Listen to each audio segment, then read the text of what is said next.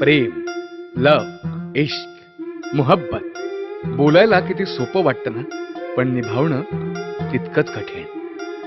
बरेच तरुण आपल्याला हवी असते तिच्यावर जीवा पलीकडे प्रेम करतात, पण यशस्वी फार कमी लोक होतात. त्यात अयशस्वी प्रेमाची अधुरी कहाणी, डर्टी गर्ल, डर्टी लव. म्हणतात प्रेम हे आंधळं असतं, पण तरीही आपण डोळे उघडे ठेवून तिच्यावर जीवा पलीकडे प्रेम करतोच ना. तो तिच्यावर किती प्रेम करतो हे त्याच्या मनाशिवाय कुणालाच कळत नाही.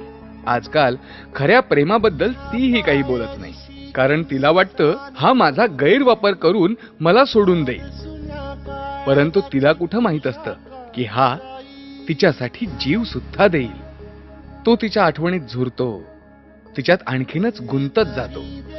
खऱ्या अर्थानं खऱ्या प्रेमाची किंमत तिला कधी कळेल का हो?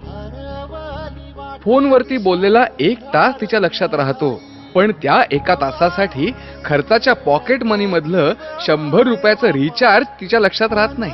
हॉटेलमध्ये बिर्याणी मस्त होती ती पटकन बोलते, पण त्याच बिर्याणीसाठी लागलेल्या 220 रुपयांबद्दल ती कधीच बोलत नाही.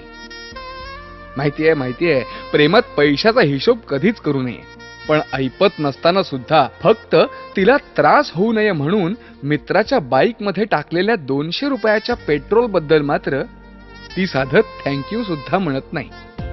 तिच्या वाढदिवसाला पगारातून उरलेल्या पैशातून तो तिला एक छानसा ड्रेस घेतो. त्यावरती म्हणते, शी काय घाणेरडा कलर आहे. अरे घेण्याआधी मला सांगायचं तरी होतं ना. घ्यायचाच होता ना तर त्या सपनाकडे असलेला सॅमसंगचा मोबाईल घ्यायचा होता. त्याच्या वाढदिवसाच्या दिवशीच ती त्याचं मन दुखवते.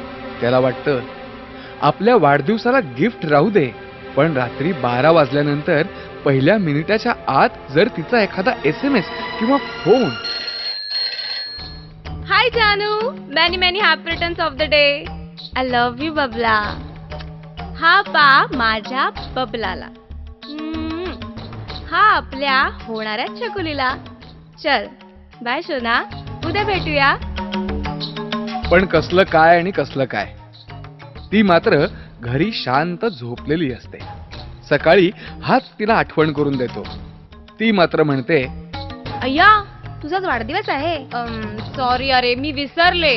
अरे राजा आपण उद्या सेलिब्रेट करूया ना रे. अरे आज माझ्या काकांच्या मुलांचा साखरपुडा आहे ना. आपल्या मनाची समजूत घालून तो एकटाच चौपाटीवरच्या खडकावर बसून दुसऱ्या जोडप्यांमध्ये स्वतःला पाहत राहतो. हे असं प्रत्येक वेळी त्यालाच मन मारावं लागतं. त्याची घुसमट होते. दुपारी पिक्चर, संध्याकाळी चौपाटीवर आईस्क्रीम, पाणीपुरी, भेळ, मावळत्या सूर्याला निरोप देत तिला कुशीत घेऊन निवांत गप्पा माराव्याशा वाटतात. पण सगळं स्वप्न मावळत्या सूर्याबरोबर अंधारात विरघळून जातं. तरीही तो कुणालाच काही बोलत नाही. आज नाही तर उद्या तिच्याशी लग्न होईल, मुलं होतील, सुखाचा संसार असेल, मग त्याच मुलांना घेऊन प्रत्येक रविवारी आपण इथे येऊ. अशा एक आणि अनेक कल्पना. आंधळ्या प्रेमात स्वप्नांमध्ये पत्त्याचे बंगले तो बांधत असतो, पण पत्त्याच्या बंगल्याला वाऱ्याची झुळूक जरी लागली तरी ते कोसळतात, तशी त्याची स्वप्न सुद्धा. 3 वर्षात एकही दिवस न चुकवता फोनवर तिच्याशी बोललेलं ते बोलणं, महिन्याच्या प्रत्येक रविवारी तो तिच्यासोबत काढलेला वेळ, इच्छा नसताना सुद्धा रात्री चादर अंगावर घेऊन हळू आवाजात बोललेलं ते बोलणं, कामावर असताना तिच्यासोबत बोलत असताना कित्येक वेळेला बॉसच्या खाल्लेल्या शिव्या, गणेश विसर्जनाला गर्दीत हातात हात घालून काढलेला तो दिवस, नवरात्रीत तिच्यासोबत केलेलं महालक्ष्मीचं दर्शन, दिवाळीत एकत्र वाजवलेले फटाके, ती 31st ची रात्र, मित्रांना अक्षरशः टांग देऊन तिच्यासोबत साजरी केलेली होळी, 3 वर्षातले सण, घरातली मंगल कार्य, आई हॉस्पिटलमध्ये असताना सुद्धा खोटं सांगून तिला दिलेला वेळ. इतकंच काय, भर पावसामधून बॉम्बे टू रत्नागिरी असा बाईकवरून केलेला धुंद प्रवास. क्षणात साऱ्या प्रेमाच्या भावनांवर ती अक्षरशः बलात्कार करते. उद्या लग्न, लग्नाच्या आदल्या रात्री हळद, डीजेच्या ठुमक्यावर तर्र झालेली मित्रमंडळी नाचत असतात. अंगावर हळद चढते आणि तेवढ्यात घरचा फोन वाजतो. योगायोगानं तोच फोन उचलतो. हॅलो. शशिकांत, सॉरी. देव मला कधीच माफ नाही करणार. इतकं मी वाईट वागले तुझ्यासोबत. माझं तुझ्यावर कधीच प्रेम नव्हतं. अरे मी चक्क तुझी फसवणूक केली आहे.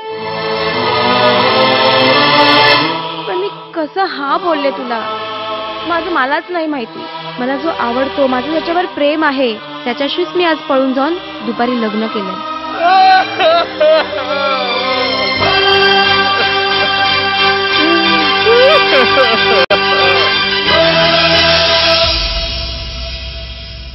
अर्थावरती डाव मोडला अधुरी एक कहाणी.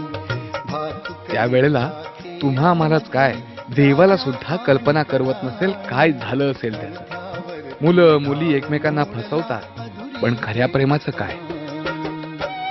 उद्याच्या पिढीला खऱ्या प्रेमाची व्याख्या आपण काय सांगणार आहोत? लग्न होऊन सुद्धा आधीच्या पहिल्या प्रेमाला उजाळा देणारे खूप तरुण तरुणी आहेत, पण समाजात त्यामुळे नवरा बायकोतलं नातं टिकून राहतं का? नाही ना. आता तुम्ही विचाराल त्याचं काय झालं? तो समाजात प्रतिष्ठित म्हणून वावरणारा आज गल्लीच्या नाक्यावर पडलेला असतो.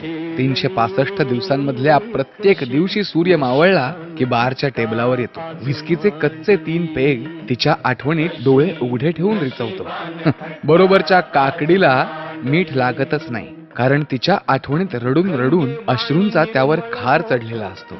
कोणी विचारलं की अरे तू विस्कीत पाणी का नाही टाकत? उत्तर एकच, खरं प्रेम करणाऱ्या हृदयाला ही शिक्षा आहे. आणि मी या जगातून तडफडून मरून जावं म्हणून माझ्यासाठी हे स्लो पॉइझन, असं सांगत तो बार मधून बाहेर पडतो. पाठून ए तळीराम, ए देवदास असं म्हणून मित्र खिल्ली उडवतात, ओरडतच राहतात, हसतात. हा मात्र रस्ता मोजत सिगरेटचा धूर सोडत घराकडे निघतो. त्याच घराकडे जे एकेकाळी गजबजलेलं होतं. वारस देणारी सून घरात येईल या आशेनं आनंदात वावरणाऱ्या म्हाताऱ्या आईवडिलांचा आता भिंतीच्या चौकटीत हार घातलेला फोटो लागलेला असतो. तो रोज रात्री फोटो समोर डोकं ठेवून रड रड रडतो. खऱ्या प्रेमाची किंमत तो अश्रूंमध्ये मोजतो. ऐकणाऱ्या माझ्या मित्रांनो, तुमचा कधी ब्रेकअप होऊन देवरात झाला तर स्मोकिंग आणि ड्रिंकिंग कडे कधीही वळू नका. प्रेमाच्या आधी ब्रेकअपच्या नंतर हे नाटक बघा आणि सगळं टेन्शन विसरून जा.